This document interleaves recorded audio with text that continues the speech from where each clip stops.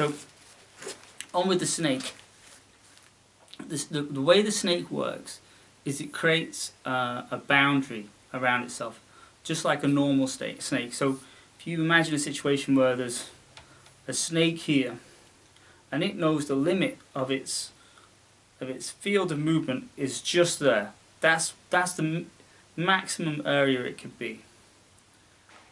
When something's just outside of that, the snake isn't interested. The moment it crosses the line, it attacks. And ideally, it's perceptive enough to know when that's going to happen, so it can predict. That's how the snake works.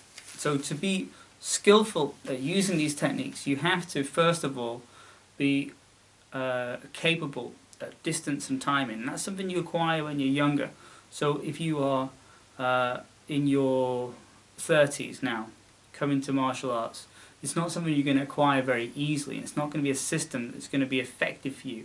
It could be a system that's fun to explore and learn about. You can still use, but it's not going to be as effective as somebody, say, who's done a lot of sparring, fast movement sparring,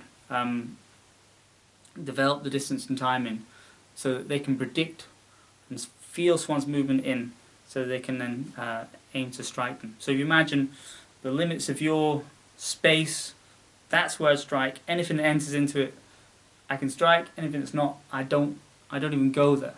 Now I can be moving backwards and forwards and be able to predict the strike.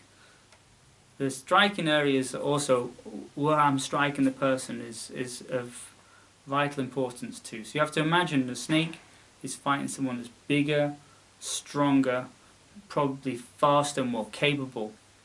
Snake is maybe weaker, smaller, or just older, but has the experience of distance and timing and goes for the vital areas. So it'll strike the eye, it can strike into the throat, it can drive into the clavicle, and it can even try to anchor the clavicle off. Kick in the groin and other things too. But we're just going to talk about the hand techniques.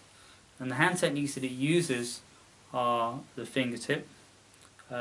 Mainly, there's a few different versions. So there's a flat hand, like this, thumbs tucked in. These are slightly arched up. They're not like your karate style, rigid here. Yeah? So they just push in. There's two fingers, like this. There's two fingers sort of loose, more rigid, and then just a separation with a more rigid. It feels like a flat palm. So flat palm separated, hooked like this, down like that. There's the mouth of the snake, which uses these hooks to not exactly trap, but to maneuver out of the way. You can also use the thumb to gouge the eye. And there's a variation which uses the half fist, like this, coming in and going through this way. Same areas to strike. Obviously this one, you can strike into other areas just to cause the person to bleed into the eyes. If you damage the person's throat, eyes, obviously they're going to find it harder to fight you, especially if you can distance yourself from them.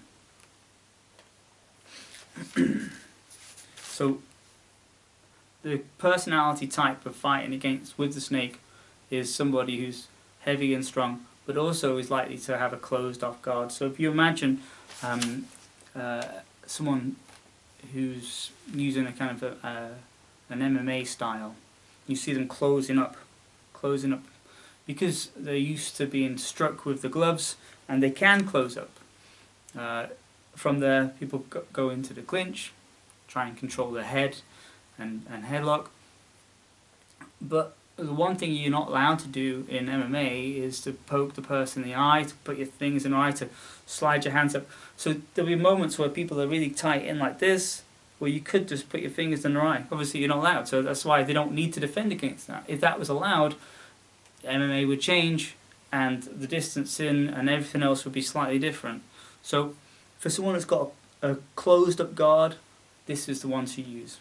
But do bear in mind that you know, this is all theoretical. I'm not suggesting you go out and do this to anybody. Okay, first of all, blinding someone's a terrible thing. And also, there's repercussions, not just legally, but if you are fighting someone like this and you use those techniques and you lose, they will most likely, in rage, do the same to you, if not worse. Whereas if you'd have just been punching them, they'd probably just only punch you back. Okay, so you can run the risk of seriously damaging yourself through this technique.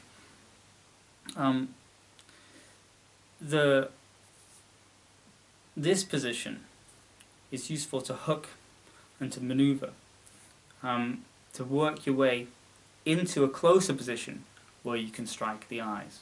So it's all a case of moving into a position where you can strike the eyes, or waiting until someone approaches you so you can strike the eyes.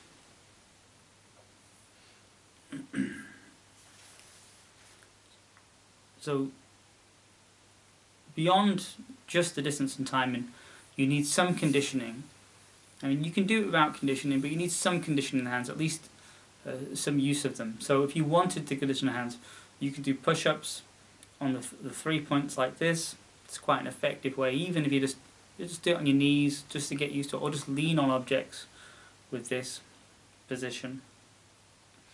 You can use a bucket of sand, slide your hand in, don't chop in, just slide your hand in so you get used to that sensation of pushing and forcing against something. And when you use the eye attack, you've got two choices. You can go fast and light, okay, so you're literally flicking out and just touch, or you can take your time and add pressure. You can't go fast and add pressure, because once the eye's touched, it reacts. So if you have hold of the person, you can take your time and drive into the eye. Or if they're coming too close, you can flick in and then touch the eye that way. Of course, that's not the only technique. You know, you've probably seen things like this in the movies, this kind of position. Now, this snake not only bites and stings, but it also can constrict. So once you've damaged the eye and the person's reacted, they'll open up. You can slide in. You can put on a figure 4 technique and compress them. Okay, so it can take on similar movements to grappling, but you don't have to go down on the floor. You just put it on. If you go down on the floor, that's fine. But just touch the eye and go into the figure 4 is a useful one. If you want to learn how to do the figure 4, I've got a joint lock video, a big long one on YouTube. It'd be somewhere in the middle of it, so you'd have to look for it, or it's not categorized. Okay, so that's pretty much the snake. To sum up, it's an experienced person who is physically weaker or more vulnerable than the person attacking them. They're patient enough, and it takes a lot of patience. I wouldn't have the patience to be able to make this work easy. I'm too edgy. But he has the patience to wait until they're right at the perfect zone to match their speed, use your distance and timing to strike the vital areas, the eyes and the throat primarily. You could use the groin as well if you're kicking, but we're not really talking about those. Okay, just to incapacitate the person, to give you enough time to either run away or slip in and choke them out with the figure 4. Okay, so that's the snake. Next, I think I'll be doing the crane. So, speak to you then.